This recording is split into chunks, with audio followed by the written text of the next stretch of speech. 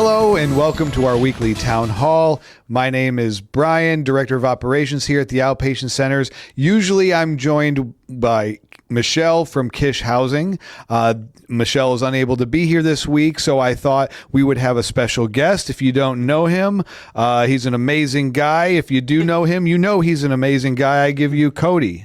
Hey, thank you, Brian. How you doing today on this lovely Monday? I'm doing fantastic. Thank you for joining me so I didn't have to be alone since Michelle couldn't be here. No problem, absolutely. I love this place. I love our clients, so let's do this. Awesome. I love it. So you're watching this. It's Monday. You guys that live at Kish, you had an all-resident meeting yesterday.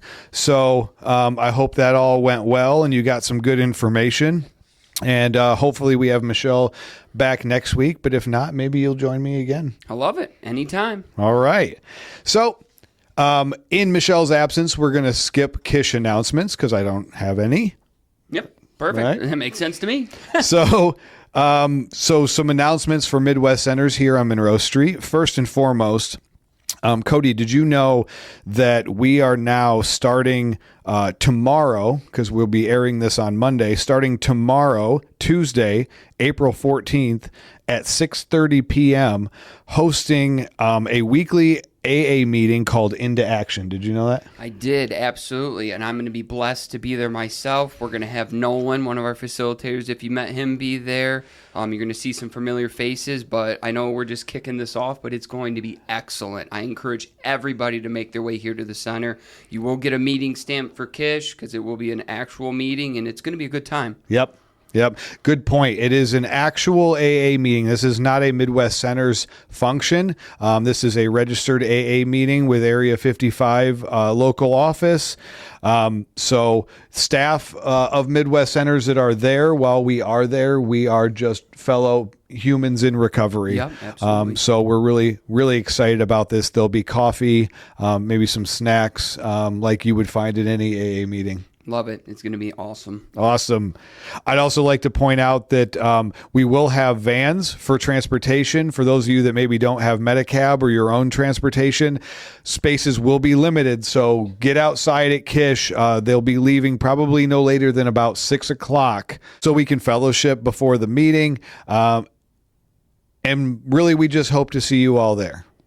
The second announcement, this is just more of a reminder. We go over this quite often, but smoking and vaping is to be done outside within the fenced-in area only, out back, okay? Smoking and vaping. Guys, if we see you vaping inside the building, staff will ask you to give up your vape, and we will hold that in a Ziploc baggie at the front desk until the end of the day when you can get that back. Isn't that right? Yep, that's absolutely fair. Staff is going to be doing better, too. We will not be vaping in the buildings either because we want you to have the same standards that we hold for ourselves. That's correct. Yep. PHP clients, maybe some miscommunication or lack of communication, but I wanted to reiterate that while you are in PHP, you must ride Midwest Centers vans in the morning and then again back to Kish every day. You cannot use a Medicab until after you have transitioned to IOP. Also, PHP clients, you're not allowed to leave the building apart from smoking and vaping out in the fenced-in area, but you're not allowed to walk down the street or go to Tim Hortons or anything else in the area without staff approval and or escort. Okay. And I think that is it for my updates. I'm going to hand it over to you, Cody, with this. We have some shout outs. I love giving credit where credit is due. Absolutely. And so there you go. All right. Some shout outs for all of you beautiful clients. I love to see this. So if you see somebody doing great out there, show them a little thing up with Paige and we'll give you guys a shout out because the best thing that we love is working here is seeing you guys, doing the best you can, and we'd like to reward you with that. That's right. So, Eric T. takes such an active role in not only his recovery, but tries every day to inspire, to motivate others. It has become a routine that he shares at the beginning of group. Despite having issues that might affect others in a very negative way, he handles each day with grace and faith. We are very proud of you, sir. Good job, Eric. Grant H. Last Thursday, while some people were being shown around and giving a tour, you stopped and introduced yourself. This is a we program, and it was so appreciated that you took the time to do that. Grant, I can't thank you enough for that. As a newcomer, when I was here, kind of feeling lost, just a welcoming greeting can make everybody's day. So good job, Grant. Darrell S. He is a great listener. He has an empathetic ear, unconditional positive regard, and has even the most positive shares with other people. He uses his own experience to try and help people both inside and outside of group. Again, this is a we program, and you display this every day. Good job, Darrell. All right, I'm going to turn it over to Mr. Brian here because he has a great motivational story he would like to share with everybody. Thank you, Cody. Good job doing that. Might take my job from me. We'll see. I don't know. Like Cody said, every week for those of you that have never seen one of these town halls, which I usually start off by saying if you have not seen one of these town halls, it's likely because you're relatively new here, and we want to thank you for coming and starting your recovery journey with us. We are very humbled and honored that you have chosen to do so. So welcome. Absolutely. Congratulations on making the big step to be here, and you're going to do great. Just keep on grinding. And now for my weekly motivation. This is a story that I told, I think, sometime last year, but it's one of my favorites. So, two men were walking along a dusty road that wound through a quiet village. One was older, calm, measured, and observant. The other was younger, strong, sharp, and quick to act. As they entered the village, they saw people gathered at a distance, whispering and pointing.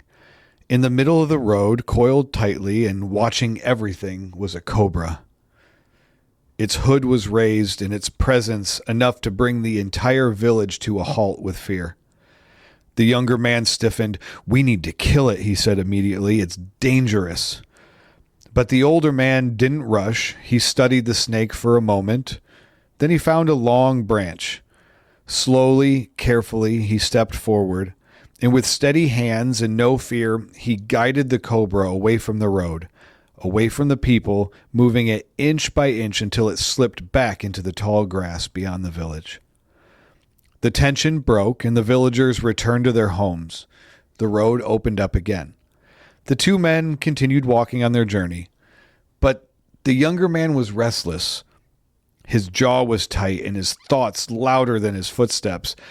Still they walked on, the young man irritated and continuing to ask the old man why he did what he did with the snake. This time, finally, the older man answered, "That cobra is part of the village," he said. "It keeps away the rats and mice. Without it, the fields would suffer, the grain stores would be overrun, and sickness would spread. It is dangerous, yes, but it also has a purpose. Not everything that brings fear must be destroyed. Sometimes it just needs to be moved, respected, or left where it belongs." The younger man frowned but said nothing. They walked on. Miles passed, but the younger man couldn't let it go. His mind kept returning to the cobra, its eyes, its fangs, the risk that it posed. The more he thought about it, the more frustrated he became. "What if it comes back?" he said. "What if someone gets hurt? We should have ended it when we had the chance." The older man stopped walking and turned to him. He said calmly, "We left the cobra back in the village. Why are you still carrying it?" The younger man stood there silent. The moral of this story is that anger and resentment often feel justified in the moment. They rise up quickly, convincing us that we must act, we must hold on, we must keep replaying what happened. But once the moment has passed, holding on to that anger doesn't protect you. Just like the cobra's venom, it poisons you. The cobra is gone, yet its venom lives on in the one who refuses to let it go. What you carry long after the danger has passed becomes your burden, not theirs. Letting go isn't a weakness, It's the only way to walk forward without being slowly consumed by what no longer exists. So I challenge everybody today, let go of the thing that angers you. Forgive the people who have wronged you, just like you would want to be forgiven. And as always, have a happy, safe, and sober week. Thank you. Thank you, guys.